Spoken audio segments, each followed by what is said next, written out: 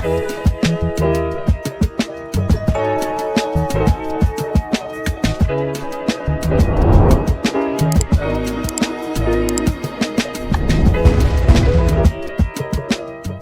we're going to another episode of On the Wrist from Off the Cuff to have a really special presentation for you guys from the brand Tornek-Rayville. A little about them. They're a heritage revival brand recommissioned by the legend behind Mark II, being mainly Bill Yao. Yes, promoting a rich and well-curated heritage of military reissue style timepieces built to today's strict operational standards, featuring made in Japan production. Now, in terms of the type of watch, I consider this a dive watch. Some key characteristics in the language you're looking for a diver. Of course, you're going to want water resistance, typically some type of screw down crown. You want something that's tough, legible with a dive time bezel, and a diver's extension is always nice if on bracelet. This is their Type 7 Bravo Blakjak, and the Blakjak is the third watch from Tornek after their TR 660 as well as their TR 5717 Paradive Class B watches. And in terms of this particular Type 7B Blakjak, it's really within that same class of the Bravo being non-radioactive. It's also a self-winding, dive-capable field watch. Yes, so ready for the air, land, and sea. Now, it is an evolution of the original MIL-Whiskey 4637 Foxtrot Type 6 Sandy 660 reference. And essentially, the Blakjak represents an up-spec version of that original Type 6 concept. You can get these for $895 plus shipping and handling direct from the brand. And I want to personally thank Tornek for reaching out. They so kindly were able to get me this before the release, and that probably is the only way I'm going to ever be able to experience these, because their watches typically sell out pretty fast. So hopefully I'm able to post this video before they're completely sold out. But if you're even worried about that, just go ahead and rush down into the links down in the description if you just want to make sure you can still add it to cart or not before the video is over. So with that said, let's go ahead and zoom the camera out, get this piece in hand, and take a closer look. All right, guys, so of course we got to move some of the kit out of the way here. Sebenza 31 with the micarta inlays on Magna Cut blade steel there with the Insingo blade, and then of course really great as usual the tactile turn slim side click. And yeah, you always want to have those professional grade of products, and you know, there's no difference here when it comes to the theme of this video. This Blakjak is just really cool. Of course, it is a, you know, kind of a premium up-spec reissue, but the original watch itself had a lot of really cool details, and you can see a lot of them survived to be recreated here today. So in terms of the size, right, it's actually a 45 millimeter diameter case from my caliper measurements, and about 42.3 across the bezel. So one thing is, I know some of you might be thinking that's very large, but you guys can see it has very much like an asymmetrical type of crown guard system there. Almost, if you think about it as like, what if the SKX had a 3 o'clock crown? That's very similar, right? So that's actually pumping up the size of this piece. So I think they do market it as about a 42.5, and that's probably about how it wears. But I will say, for those of you that are concerned, this has a really small dial if you look at it. And I mean that in a good way. It's really well proportioned. It still doesn't feel cluttered. There's definitely a lot of information there with that field watch layout, where you're getting the 12-hour reference as well as the 24-hour reference, but you're also getting this really cool curved and contoured 3D chapter ring there, and you can see that's where the Lume is actually stationed, which looks really cool. It's also 3D, and with those curves, one of the nice things is, you know, if you really are timing and you're looking at a very harsh angle, those curves are really going to help align everything with your eye, you know, down to, if you're hacking down to the seconds. So that's definitely very much appreciated. But one thing to kind of show you guys in terms of size comparison, you guys can see the classic Seiko turtle reissue, very similar, except you can see the turtle has a much larger, more open dial. So it's going to actually appear larger. And guys, this is typically one of the larger watches that people really enjoy wearing. So if you're okay with a Seiko Turtle or a Seiko SKX, I would say you'll probably be okay with the size here. And you can see there's even some, some similarities in terms of the bezel grip and the case contouring. Now, there actually was a reference made by Seiko. It was actually a ladies diver, which was on the smaller side. I want to say it was like 38 or smaller, that had a similar kind of case shape to this. I don't believe it's directly related to the military reference that this is paying homage to, but just if you want to wrap your head around kind of the era in terms of the cushion case and that profile, which is surprisingly thin, guys. Check that out, especially on a kind of wider stance. You're really going to be able to appreciate the thinness here. Yeah, it definitely gives me Seiko vibes, right? Except much executed at a much higher level, but not that super high price that you get for some of the higher end Seikos, which I have definitely dabbled in myself over the years. But I will say something like this, you'll feel the difference, right? The tactile engagement here is very nice. It feels much more defined, and it feels more milled versus feeling molded or pressed, right? So very, very nice from that perspective. In terms of the thickness, it's about 13 millimeters thick, and I think for the size here, again, it's really more about proportion than it is about scale.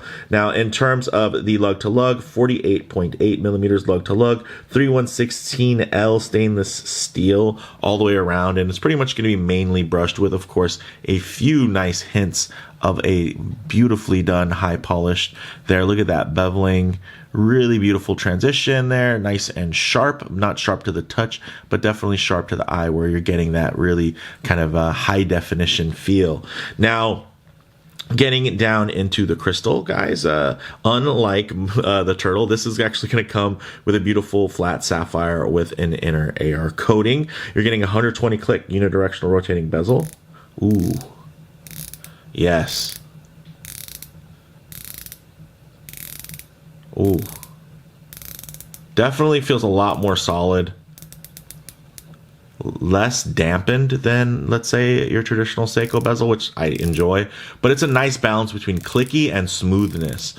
Some very clicky, very harsh kind of ratcheting bezels, I really don't enjoy. This one, very nice, but still smooth enough to actuate and fidget with, as you're using it throughout the day. Ooh, the acoustics.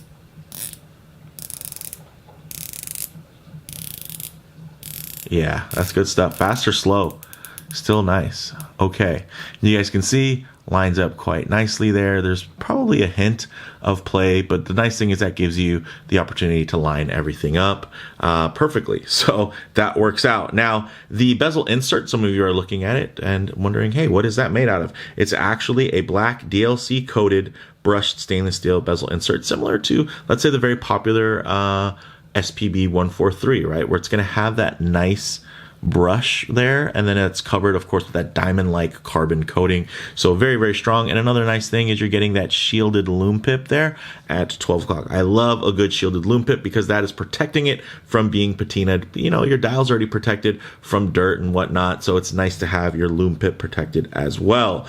Now, the crown is screw down and unsigned, and I mean that kind of goes with, of course, the more clean aesthetic with a military type issue piece. And then you're also going to have a solid, quite sterile case back where it's just going to be just etched. But the nice thing is this feels beautiful, guys. The brushing on here definitely feels great against the back of the hand. You're not going to be worrying about any logos being imprinted on the back of your hand after a long day. Now inside, although you can't see it, it's actually beating the automatic Seiko Instruments NH36 26, which is a day-date movement, and you're getting the day-date complication here. This has a 41-hour power reserve, and it beats at 3 hertz or 21,600 vibrations per hour, and it is, you know, it does the job, right? And honestly, for something like this type of watch, you're going to want something that's going to be more shock resistant and, you know, tougher and easier to maintain, and you really get all of those features.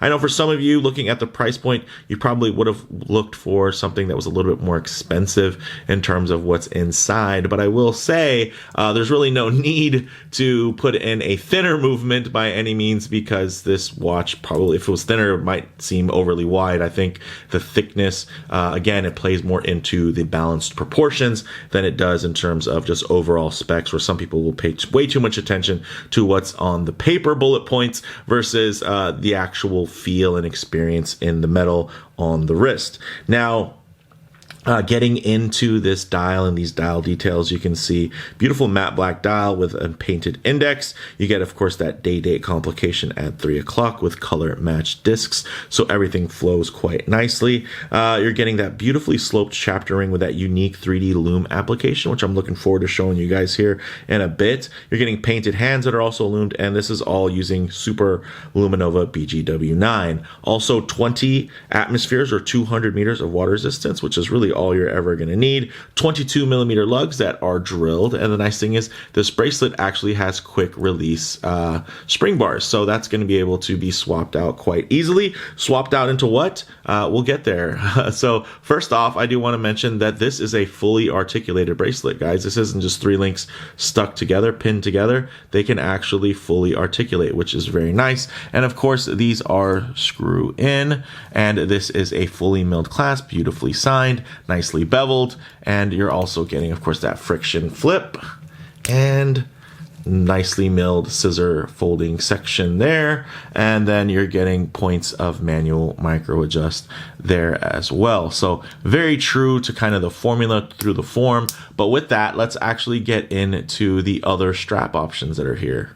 All right, check out this very, very cool case that this comes in. Some of you guys might recognize this, of course, from the good old days of Mark II, but let's check it out. So very cool, very industrial feel, and very military-esque, right? You're getting a very nice little broken down Barney style, you know, kind of how to use the watch. And this is, of course, a kind of pre-production. The one that might come inside your box might differ, but you guys get the general idea. I just think that's a really nice touch. Everything's compartmentalized very nicely. You're going to see here this really nice let me, if I get it to focus, check that out. Yes, even branded, which is very, very cool, which is going to be that one-piece Meritac Mil series black nylon single pass strap setup, which is very nice, very clean. And a lot of the photos that you guys have seen online promoting this piece do show it on here. And I think it's a really, really cool option. But for me, the kind of sleeper option is this really awesome setup here with these black Italian rubber 2-piece setup. Check this out, guys. This is really, really handsome. Ooh, nice little contours there, nice and matte. And then you're getting this really nice, ooh, let me give it a quick little wipe here. Nicely milled, nicely finished, nicely signed buckle there. Check out the tang buckle. Even the finger is milled. Very sharp. And then you're getting 2 floating keepers to get it dialed in really nicely. And then on the underside, of course, you're going to have a little bit of grooves there in terms of making sure things are still quite breathable and can drain properly and whatnot as you're entering and exiting wetter or murky conditions. So I don't know, I really dig this one. I think this looks really cool. But guys, for me, it's the options on the bracelet that really sells it, because this is such a chunky, heavy piece. I don't know, it just comes together and it just gives you that overall really nice overbuilt aesthetic, while still again being quite balanced in its execution because of the proportions of the dial and the play of that. I mean, there's a lot of information even from the fully graduated 60-minute timing bezel. So there's a lot to kind of feast your eyes on here. And for me, this really is commensurate with the aesthetic in terms of the wear.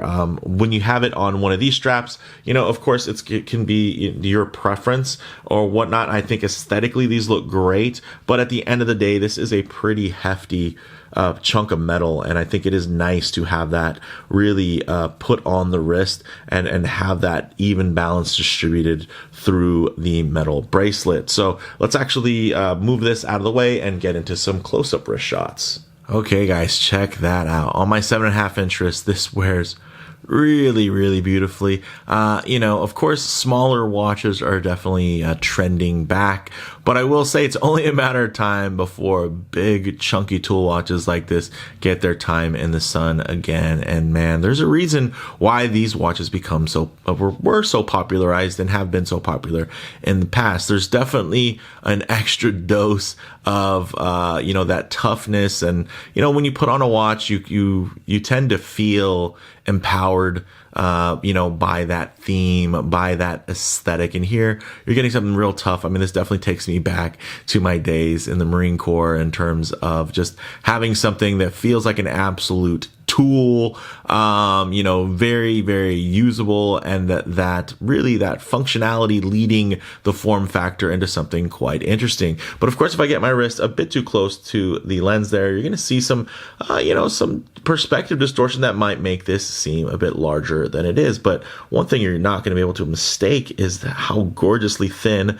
that mid case is, thanks to that beautiful bevel. Even with my smudgy fingerprints on it, it still helps trim things down. Also, those beautiful cushion contours, and then that very proud bezel, you know, really breaking up the flow so you can really focus on, hey, this is like two separate pieces. It's not one big blob on the wrist. You're getting things a little bit more compartmentalized in terms of the way that you're going to be processing that visual weight. So one thing I like to do is keep my wrist nice and low, and then just kind of tighten up the frame so you guys can get, you know, a more detailed look, but still keeping a truer aspect ratio as to how this may lay on your own wrist. And you guys can see really beautifully centered. You're still going to get to see the nice, you know, the bracelets kind of hanging over the sides there. I think this is just a really cool piece. And you know what? For something like this, it's rare that you have that really well integrated bracelet. You know, it's not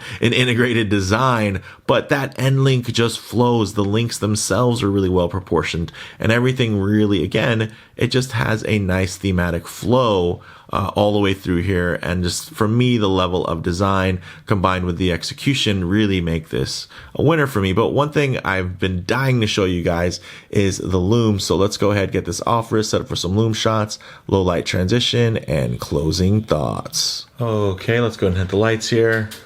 Hey, check that out. No, those aren't tritium tubes, but they definitely give you that aesthetic. But the nice thing is you won't have to swap them out after a couple years. They'll continue to just burn nice and bright like your typical batches of modern Luminova. Now, one thing I always, of course, like to work in is a bit of a low light transition, because you're not always going to be out in the middle of a field enjoying direct sunlight. At times you're going to find yourself coming in and out of buildings, walking underneath overhangs, or just hanging out underneath the shade of a tree. So it is nice to see what these colors, textures, and finishes render like in less than optimal lighting here, guys. Check that out. And I have to say, I'm really impressed with just how legible this piece is, even apart from the Lume, right? Because some of you might be thinking that's not a lot of Lume, but do you really need it when you have that much contrast in low light condition? Check that out. You can still make out those hours, you know, and even different hour scales because of that very nice, very balanced, and of course very period correct monotone colorway. And it's nice to see that they didn't get roped into any types of faux patina or anything like that. So this is going to give you, you know, again, just that feeling of, oh man, I got something that's new old stock, but even better, right? Because of the build quality, because of the finish. Look at that bezel insert.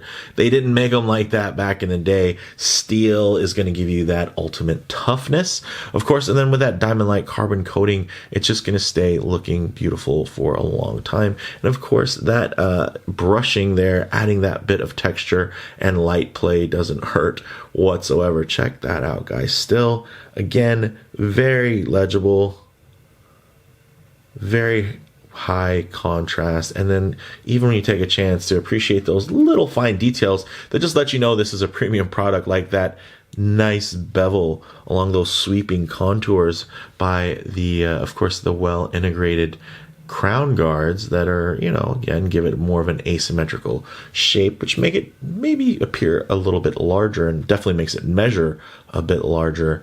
Man, yeah, this thing is cool. I'm really digging it. It's definitely different than what we're used to seeing, you know, of course, in terms of, hey, where Mark II and Tornek started. They started at the very beginning, with their reissues, and it's nice to get here into some of these more modern kind of neo vintage classics, and I dig it. So closing thoughts for me, guys, on the wrist, this wears a lot like an SKX 007 or of course a turtle reissue, but it definitely feels a lot sharper and better defined, right? And that's just because the level of quality here is definitely marketed at more of a connoisseur. This isn't something that somebody's going to accidentally purchase. This is definitely a very deliberate buy, and honestly, if it doesn't sell out super fast, then it you know, then maybe somebody might get it as a gift or something. But I mean, I would think that people are going to be hunting for these, especially once the word gets out about them. So one thing to also note in terms of model variants, this is also available with a 12-hour kind of travel offset bezel insert,